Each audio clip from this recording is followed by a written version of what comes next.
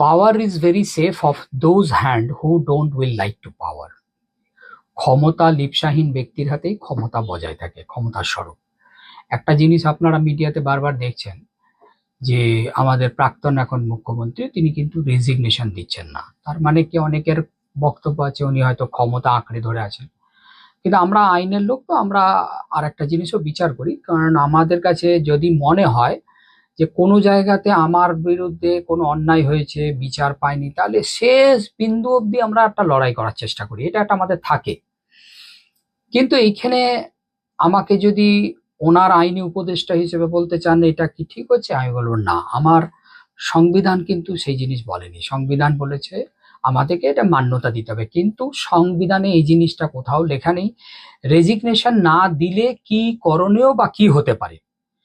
আপেক্ষিক দৃষ্টিতে যেটা বলা আছে বা করা আছে সেটা হচ্ছে, যখন এটা ইলেকশন কমিশন গিয়ে বলে দেয় যে এইরকম ম্যান্ডেটের একটা মানে আমাদের রেজাল্ট দিয়ে দেয়, তখন রাজ্যপালের কাছে আমাদের প্রাক্তন মুখ্যমন্ত্রী গিয়ে একটা রেজিগনেশন দেন, এবং রাজ্যপাল তখন প্রাক্তন মুখ্যমন্ত্রীকে একটা টেম্পোরারি 2-3 দিনের জন্য একটা সরকার চালানোর জন্য এবং ক্যাবিনেট গঠন করে চালানোর জন্য বলে দেয়। সেইটার পরই নতুন সরকার গঠন হলো, শপথ হলে নতুন সরকার গঠন করেন। কিন্তু যদি কোনো রেজিগনেশন না দেয় তাহলে কিন্তু আমাদের নিয়ম হচ্ছে রাজ্যপাল সরকার তো এমনি ডিজলভ করবে, 7 তারিখে ধরুন ডিজলভ করে গেল, তখন এই টেম্পোরারি সরকারটা রাজ্যপাল নিজের হাতে নিয়ে নেন। এটা এক ধরনের রাষ্ট্রপতি শাসন বলতে পারেন। পরবর্তীকালে শপথ নেওয়ার পর নতুন সরকারের হাতে হ্যান্ড ওভার করে। এটাই হচ্ছে আইনি ব্যাখ্যা।